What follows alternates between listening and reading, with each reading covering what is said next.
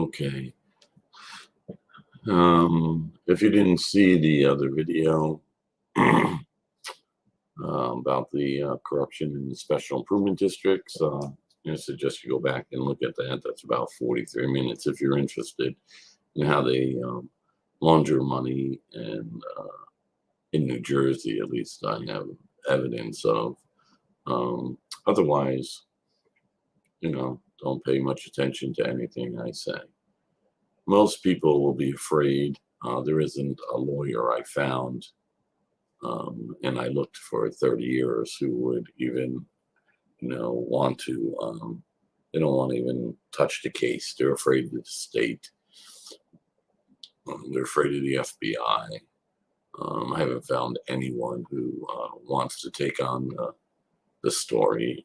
It's important because you need to take their money away to stop the corruption. That's how they fund them. If you honestly think that George Soros and Bill Gates and all them use their own money, you're out of your mind. They use your money to fund these organizations and candidates that they want in office. And those candidates that get in office put people in positions of authority that are totally corrupt, and that's why we're in the position we're in. So, getting control of your tax money and prosecuting them for it would put a stop to it. And it's also, when they pay the people who are from the donations too, but they use government money. They use government contracts. I named a lot of names in the other video, and they're true names, but there are more names, and I didn't put everything out there.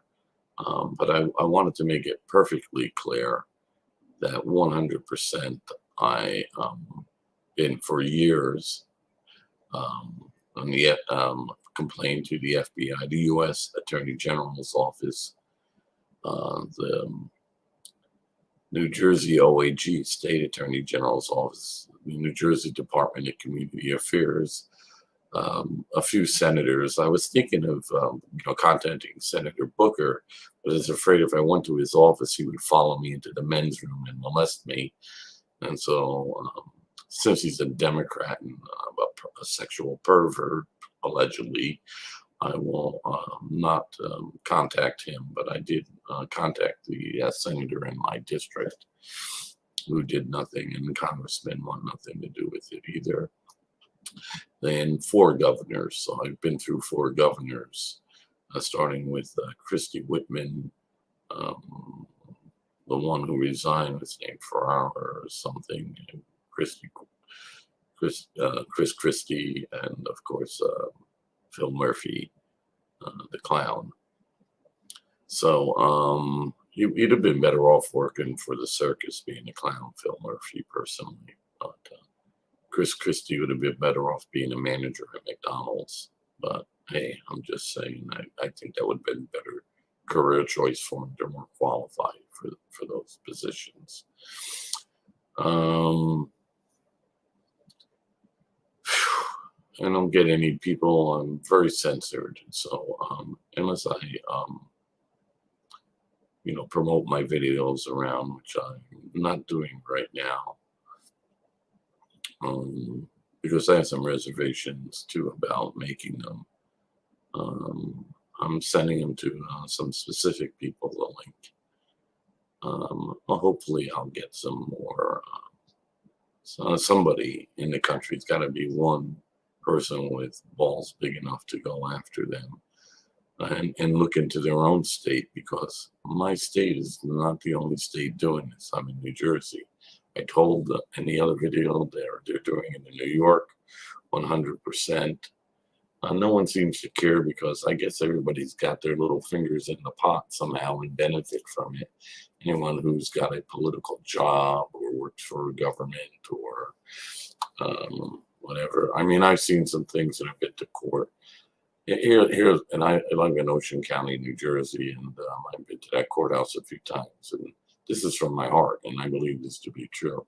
I believe every person in there belongs in jail, even the people who just work there, the stenographers and everybody, assistants to judges, the clerks, they all belong in jail for the rest of their lives, life sentences for what they do to people in 1 month. I've seen the most horrible things in landlord-tenant court. I've seen them take people's stays away, which is so that, if you give you time to come up with the money to pay your landlord, take their stays away and throw them out in 2 weeks with $1,000 balance of what they owed after, their security deposit was taken.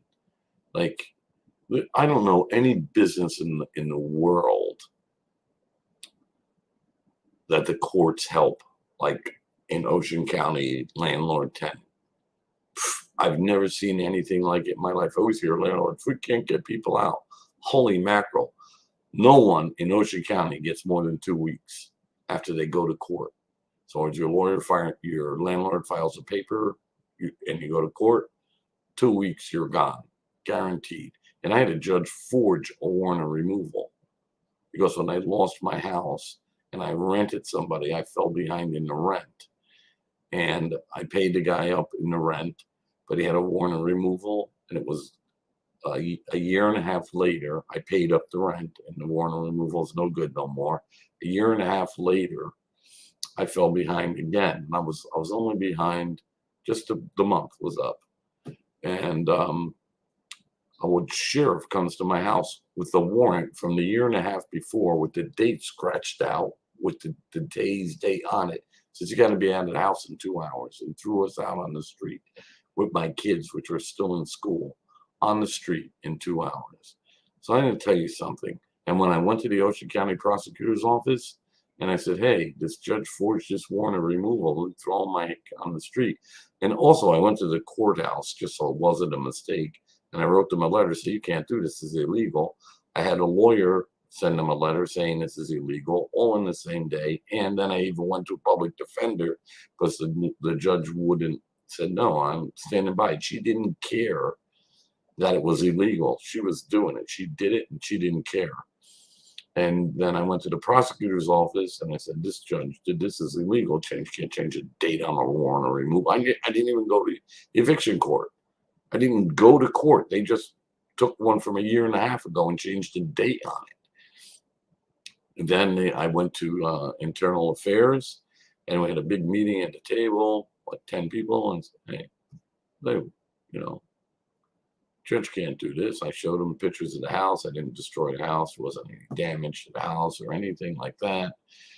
And so then I was like covering all the angles, and the house was empty because the sheriff came and made us empty everything out onto the street.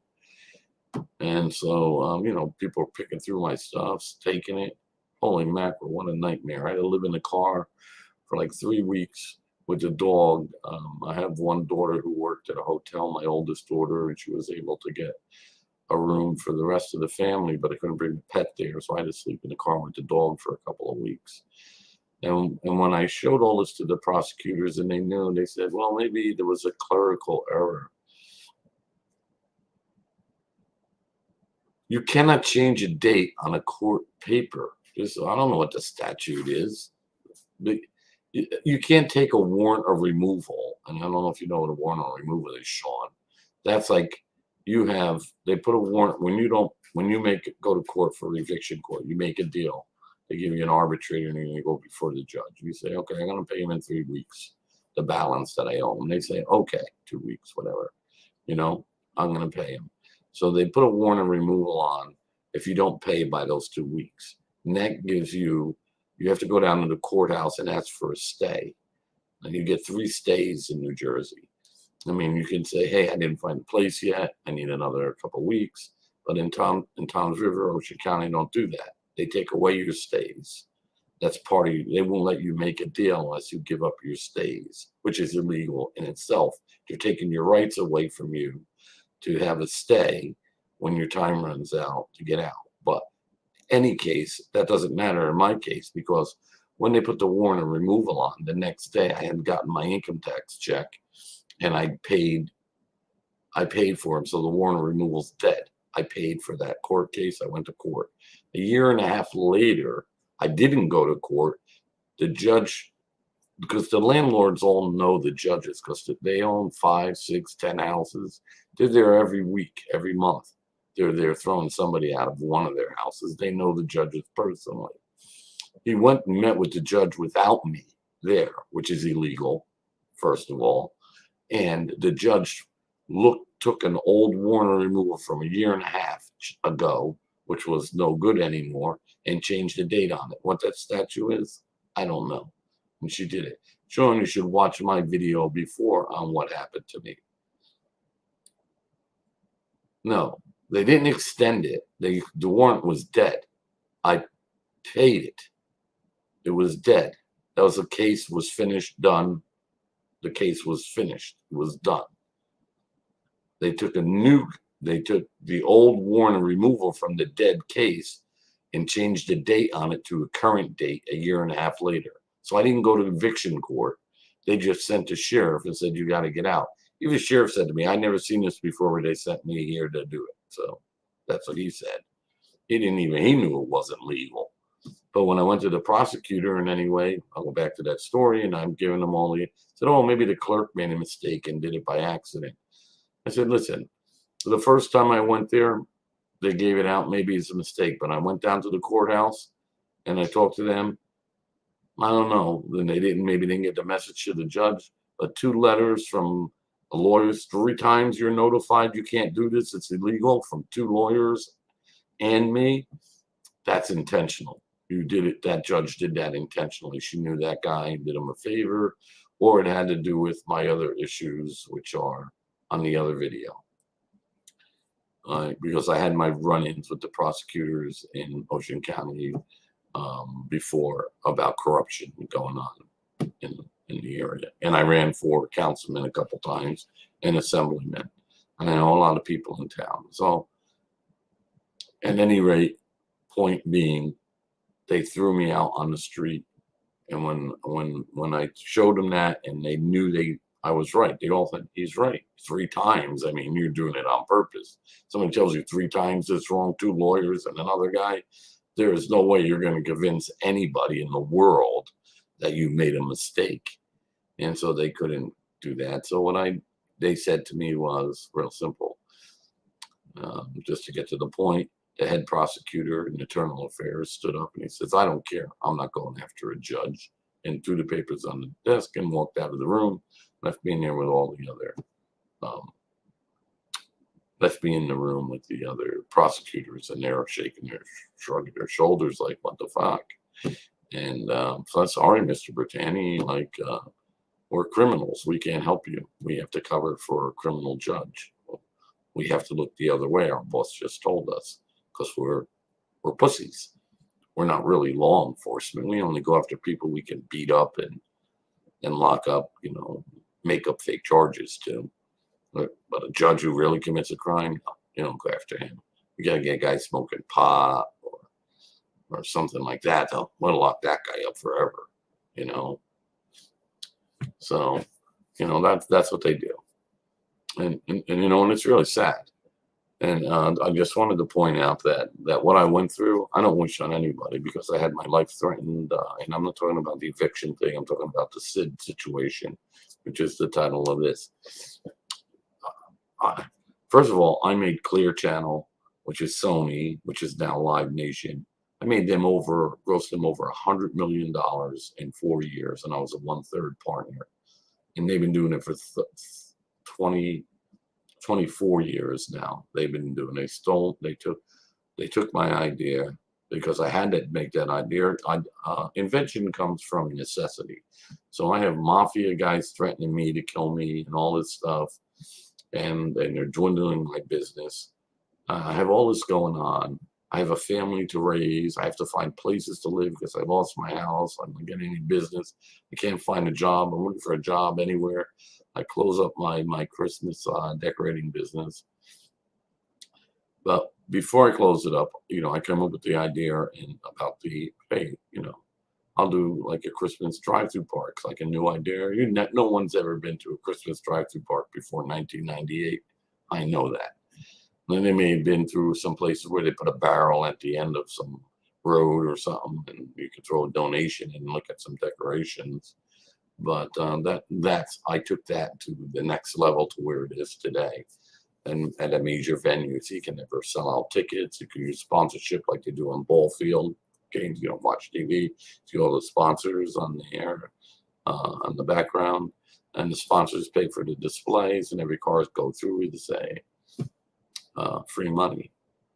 So the art center did 1.5 million the first year, which was the first one, and then they took it to Jones Beach the second year, and then they went all over the country to amphitheaters. By the way, Live Nation is a monopoly on the monopolized on the that's illegal, by the way, on all the amphitheaters and running the concerts in the country. So they're breaking the law just doing that, by the way.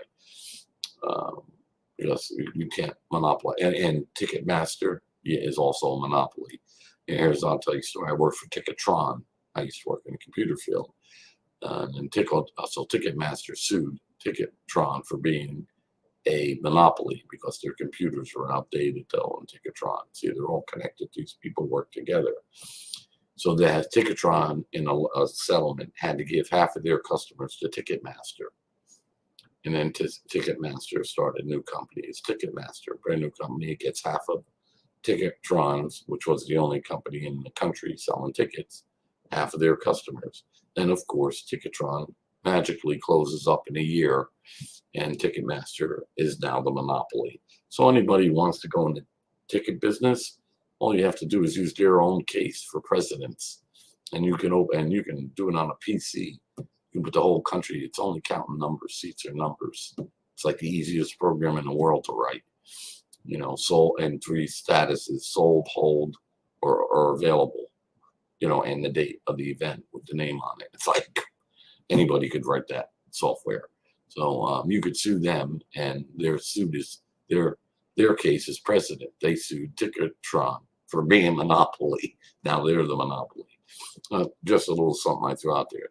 So Live Nation, I had put up the Christmas drive-through park. So they didn't take the idea right off the bat and steal it from me. No, they waited. I put it up. And then when it came time to pay me, when they did all the money, and I was a 1/3 partner, they said, oh, we're not going to pay you. What do you mean you're not going to pay you? We're not going to pay you. Sue us. So I sued them. And first they were saying I was a subcontractor. I was a disgruntled employee, all kinds of things. Then finally, in the end, at court, they admitted I was a partner, but said I breached it in the jury, and there was a lot of evidence taken out because they're all corrupt. The judge, and they found me in breach, that there was a contract. Well, they had to say it because now they admitted there was a contract, not in deposition, so which are under oath, by the way. They said I wasn't. So Sony owes me somewhere in about $40–50 million just for the 30 million, just for the first 4 years, technically. I mean, they robbed me out of it. But that's what that is. And that was me trying to get away from the mob, from the other thing, which didn't work out. And so finally in 2007, I put up Hershey Park Sweet Light Show. And they said, I thought, well, Hershey's a different company, in Pennsylvania. I can do I put up there. In fact, I have a picture of that light show on my channel. If you go to my channel, it says the last Christmas light I did show in 2007. So again, I don't make up lies or make up stories about what I do. And so 2007 Christmas for Hershey Sweet Lights Park, I put it up, and they didn't want to pay me. They paid me about half of what they owed me, which wound up that it cost me $10,000 to put that show up for them in like exact money. So anyway, they're just all I just saw a message that I have to answer. I'm just going to end this, and I'm going to say the FBI, the DOJ. So I've been to the U.S. Attorney General's office and Chris Christie when he was the head of the U.S. Attorney General's office in New Jersey, and then he became governor after that. So both times he buried that case. And they've been covering up laundering that money for 30 years. And I just found out, so it's new evidence, that it was a lie. They were never rendering an opinion. I didn't have that in writing before. Now I have it in writing. And Department of Community Affairs admits it. And so that's that for that. And God bless everybody. And take care. Sean always comes in and looks. I wonder who Sean is, because I don't know if I know you, Sean, or I don't know you. Let me know if you listen to the rest of the video. 20 minutes is long enough for this. Take care. Have a good night. Pray things get better for this country. Take care.